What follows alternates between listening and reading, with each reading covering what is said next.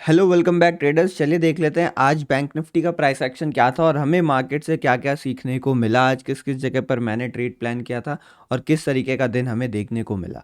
तो आज भी हमें ओपनिंग कल के रेंज के अंदर ही मिली थी और सुबह सुबह ही मैंने आपको अपडेट कर दिया था कि इस रेंज में हम थोड़ा पैसिवली ट्रेड करेंगे। पैसिवली मतलब जो ये ब्रेकआउट्स आ रहे हैं इन पे हम डायरेक्ट एंट्री नहीं करने वाले हैं, इन पर हम एंट्री सोच समझ के एक प्रॉपर कंफर्मेशन के बाद ही करेंगे। तो आप मॉर्निंग में देखोगे मार्केट ऊपर निकलने की कोशिश करता है, रेंज को ब्रेक करता है, नीचे का एक पैटर्न बनाता है, इसको आप शूटिंग स्टार भी कह सकते हो, इसका ब्रेकडाउन भी आता है।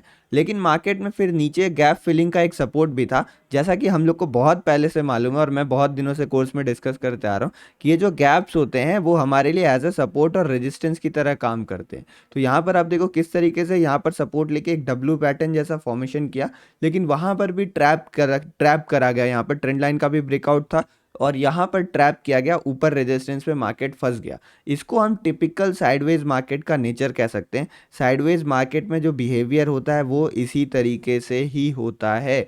तो साइडवेज मार्केट में हमेशा पैसिव रहना चाहिए। जो ऐसे ब्रेकआउट्स होते हैं जिनमें कंफर्मेशन ना मिल रहा उसमें एंट्री नहीं करना चाहिए, इस होप में।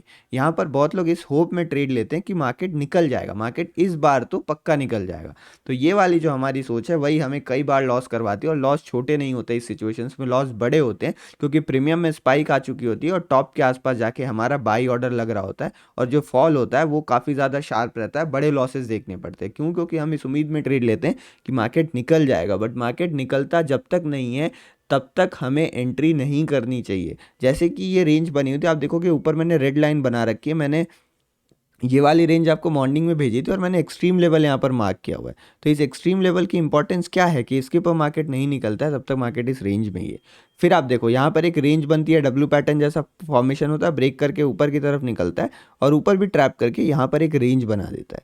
ये जो छोटी छोटी रेंजेस बने हैं ना, इनको मैं बहुत अच्छे से ट्रेड करता हूँ और मैं इनको ट्रेड करना पसंद करता हूँ, बट अभी इस साइडवेज जोन में मैं इन जोन्स को नहीं ट्रेड करूँगा। यहाँ पर भी एक बहुत अच्छी जोन बनी थी, बट इस जोन को भी मैं ऐसे सिचुएशंस में नहीं ट्रेड करने वाला हूँ। तो ये तीन जोन्स आज हमारे पास सुबह दिखी थी मॉर्निंग सेशंस में, लेकिन क्योंकि मार्केट साइडवेज था इसलिए मैंने यहाँ पर ट्रेड सारे अवॉइड किए। तो आप देखोगे तो मॉर्निंग के टाइम इस पूरे जोन में मैं चुपचाप बैठा हुआ था, मैंने कोई भी ट्रेड नहीं किया था। जनरली ऐसा होता नहीं है, मॉर्निंग में मैं कोई ना कोई ट्रेड ले लेता हूँ, बट अभी मैंने ट्रेड कोई भी नहीं लिया। मेरा व्यू जो था वो डाउन साइड के ब्रेकडाउन का था, जो कल मैंने कहा था कि अगर ये यहाँ कहीं ओपन होके, जैसे ऊपर से एक ट्रेंड लाइन आ रही थी, तो अगर इस ट्रेंड लाइन पे कहीं लोगों को ट्रैप करके नीचे ब्रेकडाउन देता है तो हम एक अच्छा ट्रेड प्लान कर सकते हैं।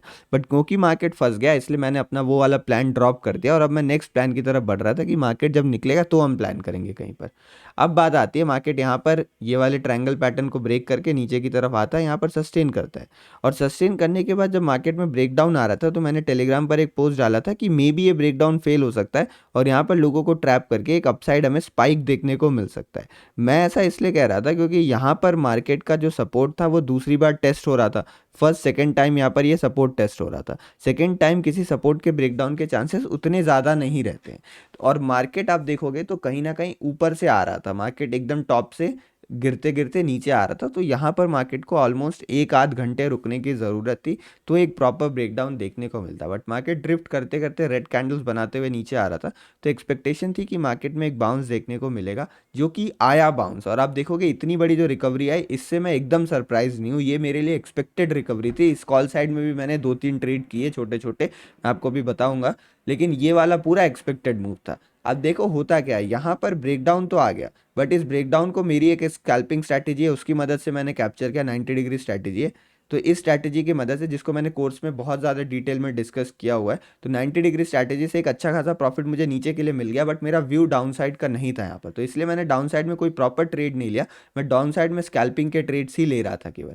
लेकिन फिर जब मार्केट इस लेवल के आसपास पहुंचता है, जो कि प्रीवियस सपोर्ट वाला एरिया था 41,100 के आसपास का, जो कि कल की वीडियो में भी मैंने डिस्कस किया था, वहाँ पर मार्केट होल्ड करने लगता है। और जब मार्केट में ये छोटी सी रेंज बनती है और ऊपर की तरफ ब्रेकआउट आता है, तो मुझे फिर कॉन्फिडेंट आता है अपनी बिलीव बिलीफ पर, जो मेरी एनालिसिस थे उस पे कॉन्फिडेंट आया था और उसके बेसिस पे मैंने इस जगह पर एक स्मॉल क्वांटिटी ट्रेड की थी। क्योंकि मार्केट गिर रहा है तो मैं ट्रेंड के साथ चलता हूँ, मैं ट्रेंड के अगेंस्ट ऐसी बड़ी क्वांटिटीज़ नहीं उठाता हूँ कभी भी। तो मैंने यहाँ स्मॉल क्वांटिटी का ट्रेड लिया, मार्केट ऊपर गया, अच्छा खासा इसमें प्रॉफिट हुआ, मार्केट नीचे आता है, फिर एक ऊपर जाता है और फिर यहाँ पर रेंज फॉर्म होता है।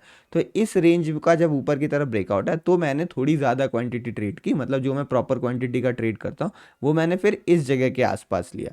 आपको मॉर्निंग से ही मैं ऊपर का व्यू बता रहा था, तो हो सकता है मेरे कारण यहाँ पर कई लोगों ने ब्रेकडाउन का ट्रेड नहीं लिया होगा, तो हो सकता है उनसे एंट्री मिस हो गई, उनको स्कैल्पिंग का कोई सेटअप नहीं पता था। तो फिर कोई बात नहीं, मतलब मैं ये कह रहा हूँ कि अगर एक एक दो सेटअप मिस हो भी जाए तो भी ज़्यादा परेशान नहीं होना चाहिए। और मेरा मेरा व्यू जो था कि वो इस लेवल के आसपास से कहीं घूमेगा। तो जब ब्रेकडाउन आ गया तो मैंने एक बार टेलीग्राम पे अपडेट कर भी दिया कि चलो ब्रेकडाउन हो गया है। मतलब मैं ये चाहता था कि कोई मेरे कारण ये ना खाली बैठे रहे, फिर वो सोचे कि इसने तो मना कर दिया था इसलिए मैंने पुट भी बाय नहीं किया और फिर देखो मार्केट कितना गिर गया। तो मैंने फिर कंफर्म कर दिया कि मैं गलत साबित हो गया, मैंने यहीं पर मैसेज कर दिया था कि मेरी एनालिसिस गलत साबित हो गई है, मार्केट में ब्रेकडाउन आ चुका है, तो ताकि आप लोग फिर मेरे डिसीजन के कारण इम्पैक्ट ना हो। लेकिन उसके बाद फिर मार्केट में बाउंस देखने को मिलता है। देखो ये है, हम 100% तो कोई चीज़ एनालाइज नहीं कर सकते।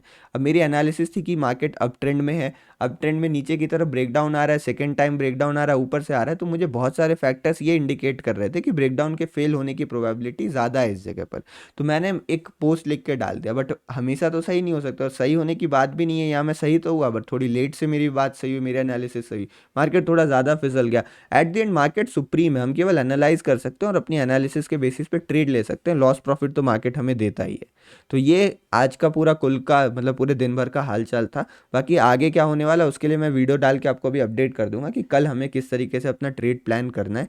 ये भी ध्यान रखिए कल 8 तारीख है, तो कल शायद आरबीआई पॉलिसी भी आने वाली है, तो कल का जो इम्पैक्ट होगा वो हम नेक्स्ट वीडियो में डिस्कस करेंगे। अगर वीडियो पसंद आई हो तो चैनल को लाइक सब्सक्राइब ज़रूर कर दें। मिलते हैं नेक्स्ट वीडियो में, धन्यवाद, जय हिंद।